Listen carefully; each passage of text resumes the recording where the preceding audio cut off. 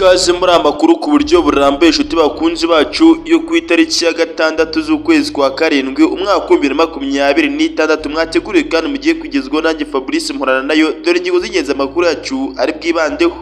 Muri amakuru turabwira yuko twirwano na AFC M23 bafashe agace k'ingenzi karindira ingabo za leta Kinshasa muri Fizi.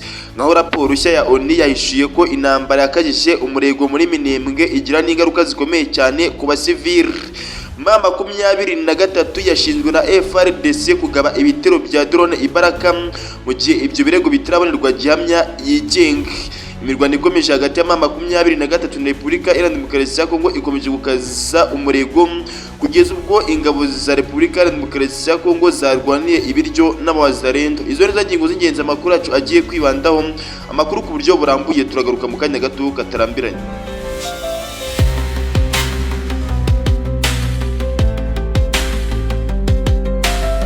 Ikaze muri amakuru ku buryo burambuye. Nkuko nari maze kwibabwira mu ngingo amakuru yacu ni munyemerere cyohere kuri inkuru ivuga yuko FRDC yashinje M23 kugaba ibitero bya drone Ibaraka mu gihe ibyo birego bitarabonerwa gihamya yigenga. Leta Repubulika Iharanira Demokarasi ya Kongo ibinyujije ku ngabo zayo FRDC yatangaje yuko ihuriro rya Alliance Fleuve Congo ryagabye ibitero rikoresheje indege zitagira abapilote cyangwa se drone zo mu bwoko bwa TB2 ritera ibisasu mu bice bitandukanye byo mu ntara Kivu y'Amajyepfo cyane cyane mu mujyi wa Baraka muri teritwari ya Fizi. Mu itangazo ryasohowe na FRDC izi ngabo zivuga yuko ibyo bitero byahitanye abaturage bakomeretse abandi bagapfa ndetse bikanangiza n'ibikorwa remezo n'imitungo y'abaturage. Icyakora kandi kugeza ubu ngubu nta bimenyetso byigenga cyangwa se raporo ziturutse ku nzego mpuzamahanga cyangwa se imiryango yigenga ziremeza ibyo bitero cyangwa se AFC M23. Niyo mpamvu bamwe mu bakurikirana hafi ibera mu burasirazuba bwa Kongo bavuga yuko ibyo birego bikwiye kubanza gukorerwaho iperereza ryigenga mbere yo gufatwa nk'ukuri kudashidikanywaho. Abakurikirana hafi kandi bagaragaza yuko mu bihe by'intambara impande zihanganye zikunze gushinjanya ibikorwa bya gisirikare hagamijwe gushaka inkunga ya politike cyangwa se ya diplomasi, bityo amakuru nk'aya ngaya akwiriye kwitonderwa kugeza igihe habonekeye ibimenyetso bifatika kandi byemejwe n'inzego zibifitiye ububasha. Ndetse ku ruhande rwa AFC M23 kugeza ubu ngubu nta tangazo rirashyirwa ahagaragara ryemeza cyangwa se rihakana ibyo birego, gusa amakuru aturuka ku mpande zimwe na zimwe avuga yuko drone yagabye ibyo bitero Ibaraka yahitanye abasirikare benshi ba FRDC n'abafatanyabikorwa bayo barimo n'ingabo z'u Burundi ndetse n'abarwanyi ba Zarendo na FDLR. Aya makuru kandi avuga yuko hagati yo muri iki cyumweru izo drone zangije kajugujugu ebyiri za gisirikare cy'u Burundi. Abakurikirana hafi kandi ibera mu burasirazuba bwa Repubulika Iharanira Demokarasi ya Kongo bakomeje gusaba ko hakorwa iperereza ryigenga kandi ridafite aho ribogamiye kugira ngo hamenyekane ukuri ku byabereye muri biriya bice ndetse hanirindwe ikwirakwizwa ry'amakuru adafitiwe gihamya ashobora kurushaho gukaza umwuka mubi hagati y'impande zombi zihanganye. Ibiro ni ibyashinjwe Mama 23 bikozwe na Repubulika Iharanira Demokarasi ya Kongo bakomeje guhangana. Dindi ingingo amakuru yacu n'umunyemerere tuze kuri inkuru ivuga yuko twirwano na AFC M23 bafashe agace k'ingenzi karindira ingabo za leta ya Kinshasa muri Fizi. Twirwano ifatanyije na Alliance Fleuve Congo AFC M23 ikomeje kwagura ibice igenzura mu misozi ya Minembwe no muri teritwari ya Fizi. Ndetse amakuru ava ku rugamba avuga yuko kuri iki cyumweru tariki ya 5 z'ukwa karindwi uyu mwaka bafashe agace ka Murima kameze igihe gafatwa nk'indiri ikomeye cyane y'ingabo zishyigikiye leta ya Repubulika Iharanira Demokarasi ya Kongo. Amakuru yizewe agera ku kinyamakuru Minembwe Captain News dukesha inkuru yahawe n'amasoko ari hafi y'ibera ku rugamba avuga yuko ingabo za twirwaneho ziyobowe na General Charles Matama zifatanyije n'ingabo za AFC M23 nyuma yo gufata Puezero zakomeje zibohora agace ka Murima, bityo zigenzura ibice bifite akamaro gakomeye cyane mu rwego rwa gisirikare no mu bwikorezi. Kwa Murima kandi ni hamwe mu hantu hari hahungiye ihuriro ry'ingabo zirwana ku ruhande rwa leta ya Kinshasa zirimo FRDC n'ingabo z'u Burundi na FDNB cyangwa se ingabo z'u Burundi n'imitwazo Zarendo n'umutwe wa P5 uvuga yuko ufitanye isano na Kayumba Nyamwasa ndetse n'abarwanyi ba FDLR. Aya makuru kandi akomeza avuga yuko nyuma yo gutsindwa mu bice bya Minembwe, Mikenge na Birombo rinarwitsa Makuku na Puezero, izo ngabo zasubiye inyuma zihungira kwa Murima mu rwego rwo kongera kwisuganya no gukomeza ibikorwa bya gisirikare.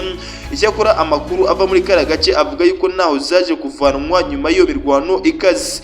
Abakurikirana hafi ibera muri kara karere kandi bavuga yuko ifatwa rya Murima rifite uburemere bwihariye kubera yuko agace kari ku muhanda uhuza Uvira na Baraka na Minembwe, inzira ifatwa nk'ingenzi mu gutwara ibikoresho bya gisirikare ndetse no koroshya urujya n'uruza rw'aka karere.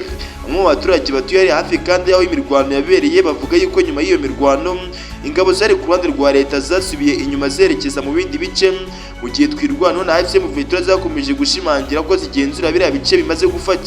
Ku ruhande rwa leta ya Kongo kandi kugeza ubu ngubu iyi nkuru yandikwaga nta tangazo rirambuye ryari ryatangazwa ryemeje cyangwa se ngo rihakane ifatwa ry'aka gace, kandi rikomeje kugaragazwa nk'inyongera ku bindi bice twirwanaho na AFC M23 zimaze kugenzura mu misozi ya Minembwe muri teritwari ya Fizi, ibintu bishobora kugira ingaruka by'umwihariko ku ishusho y'imirwano inagenzura turiya turere two muri Kivu y'Amajyepfo. Amakuru kandi akubiye muri iyi nkuru ashingiye ku byatangajwe n'amasoko yizewe ari hafi y'ibera ku rugamba, ndetse ikinyamakuru Minembwe Capital News dukesha iyi nkuru gikomeje gukurikirana ibintu uko bihagaze, kandi bizakomeza kubagezaho amakuru uko azagenda atangazwa hariya ku rugamba mu burasirazuba bwa Repubulika Iharanira Demokarasi ya Kongo.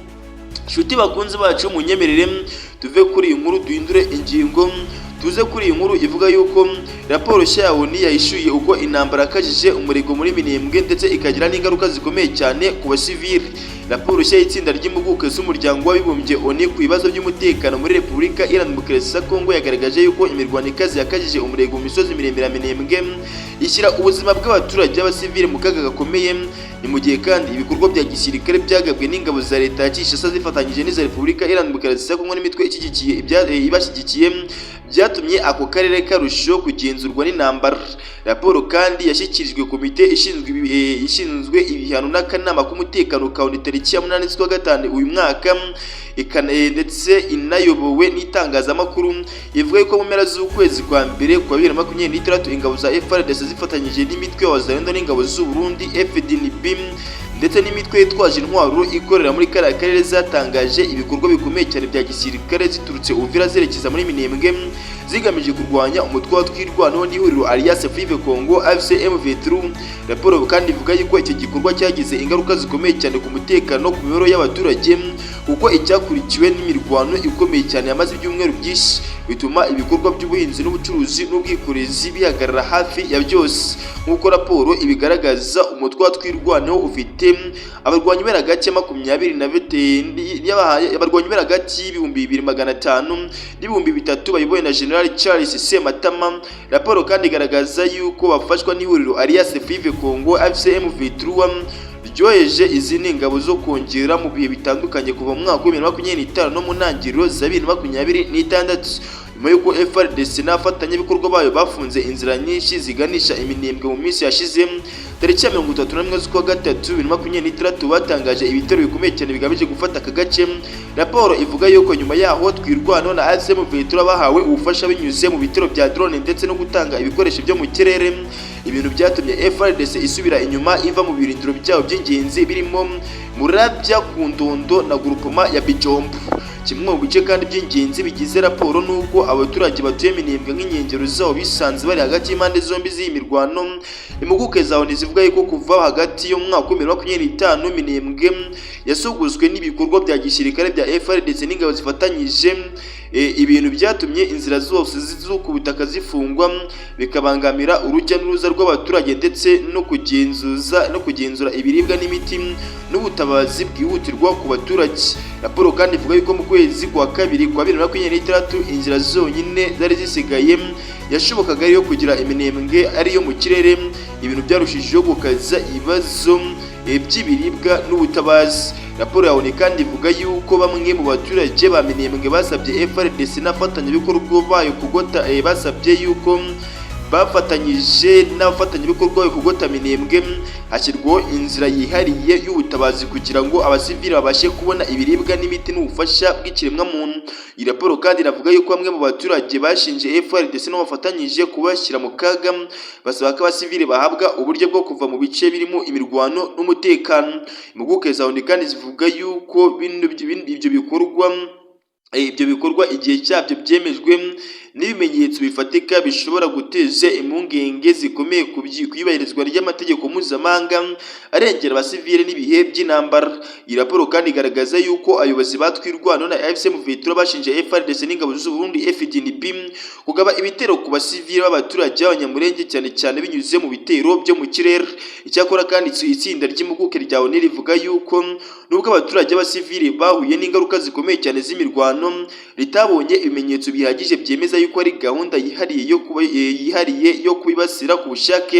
Raporo ivuga yuko ibikorwa bya gisirikare byabaye hagati ya 2025 na 2026 byahitanye nibura abasivile 3 barimo umwangavu n'abasaza 2 mu rwego rwo gushakira umuti ibibazo by'umutekano muri Minembwe mu burasirazuba bwa Kongo. Raporo ivuga yuko komite ihuriweho ishinzwe gukurikirana ishyirwa mu bikorwa ry'amasezerano y'amahoro hagati ya Kongo n'u Rwanda yateraniye i Londres yagaragaje impungenge zikomeye cyane zishingiye ku gukomeza kwiyongera kw'imirwano n'ingaruka z'ibitero bya drone n'abaturage ndetse n'iyubahirizwa ry'ubutabazi. Mu itangazo rihuriweho n'abahagarariye Leta Zunze Ubumwe za Amerika, Repubulika Iharanira Demokarasi ya Kongo n'u Rwanda na Qatar na Togo n'umuryango wa Afurika Yunze Ubumwe African Union, impande zose zasabwe kubahiriza agahenge no kugabanya umwuka mubi cyane cyane mu gace ka Minembwe.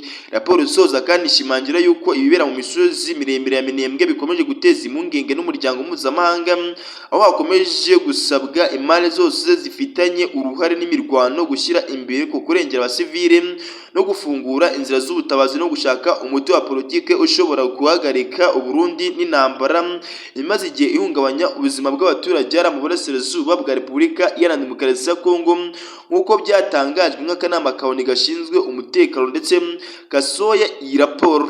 Duhinduye ingingo n'umunyemera amakuru yacu tuyahere kuri iyi nkuru ivuga kuri machine gun ikomeye cyane ku isi. Iyi nkuru umunyemera nayo tuvugaho machine gun, imwe mu ntwaro zitandukanye, imwe mu ntwaro zahinduye amateka y'intambara kurusha izindi nyinshi zabayeho kuva yavumburwa mu kinyejana cya 19. Yahinduye uburyo bw'intambara zirwana, ihindura amayeri ya gisirikare ndetse iba kimwe mu bikoresho by'ingenzi byifashishwa n'ingabo n'imitwe yitwaje intwaro mu bice bitandukanye by'isi. Amateka yayo kandi atangira kuva Gatling gun yakozwe mu mwaka w'1962 na Dr. Richard Jordan Clearing wa Leta Zunze Ubumwe za Amerika. Yanavuze yuko yabikoze agamije kugabanya umubare w'abasirikare boherezwa ku rugamba, yizera yuko intwaro ishobora gukoreshwa n'abantu bake. Nyamara uko imyaka yagiye ishira, ibyo ntibyagenze nk'uko yabitekerezaga, ahubwo machine gun yahindutse umwe mu ntwaro yahinduye abantu benshi mu mateka y'intambara. Mu mwaka w'1984 William Steven Maxim yakoze Maximum gun, yabaye machine gun ya mbere yakoreshejwe ubwayo full automatic, yashoboraga kurasa amasasu amagana mu minota mike. Ihindura burundu uburyo bw'intambara, uburyo kizirwanamo ndetse n'uburyo zitegurwamo. Nyuma yaho kandi haje indi bunda ikomeye cyane yakomeje gutezwa imbere, harimo MG34 na MG42 na PKM ndetse na Fan Magi na M16 na M240 na Minimi ndetse n'izindi nyinshi zigaragaza uburyo ikoranabuhanga rya gisirikare ryakomeje gutera imbere. Mu ntambara ya mbere kandi n'iya kabiri y'isi, machine gun yahinduye imiterere y'ibihugu n'imirwano, ituma amayeri mashya ya trench warfare ikoreshwa cyane. Kugeza n'uyu munsi iracyari zimwe mu ntwaro z'ingenzi hifashishwa n'ingabo z'ibihugu byinshi mu burasirazuba bwa Repubulika Iharanira Demokarasi ya Kongo, cyane cyane mu misozi miremire y'Umurenge mu ntara Kivu Amajyepfo na Leta ya Kinshasa n'iya Bujumbura zashoye intambara ku banyamurenge. Iyi ntambara ikaba imaze imyaka myinshi. Muri iyi ntambara kandi Twirwaneho yarahagurutse irwanira abanyamurenge, ikoresha intwaro zitandukanye zirimo machine gun n'imiterere y'imisozi z'ubutaka butoroshye bituma izi mirwano ikomeza kugira uruhare mu buryo impande zitandukanye zitegura ibikorwa byazo. Binavuga yuko Twirwaneho ifashwa na Alliance Fleuve Congo, nayo yavutse mu rwego rwo guhangana n'ubutegetsi bwa Kinshasa. Twirwaneho kandi ikoresha cyane cyane machine gun, kandi bivuga yuko imaze kwirukana ingabo nyinshi zayishoteye ku ntambara bakayitangiza ku Banyamulenge mu bice bimwe na bimwe by'imisozi miremire, ndetse nta n'umubare uzwi wa machine gun ifite, ariko kandi nk'uko bivuga Twirwaneho ifite machine gun zibarirwa mu magana. Amateka ya machine gun kandi agaragaza yuko uburyo ikoranabuhanga rishobora guhindura amateka y'intambara n'imiterere y'umutekano ku isi, nubwo yakorewe mu ntego zatangajwe nk'ubumenyi n'iterambere rya gisirikare, yakomeje kugira uruhare rukomeye cyane mu ntambara nyinshi, ndetse inagira ingaruka zikomeye cyane ku basirikare no ku baturage b'abasivile. Ni nimwe mu ntwari zikomeje kugira uruhare rukomeye cyane mu mateka ya gisirikare kuva mu kinyejana cya 19 kugeza muri iki gihe turimo ubu ngubu. Nshuti bakunzi bacu, murarekere amakuru yo ku mugoroba byo bategura ngo bagezeho. Ndi Fabrice Murana nayo.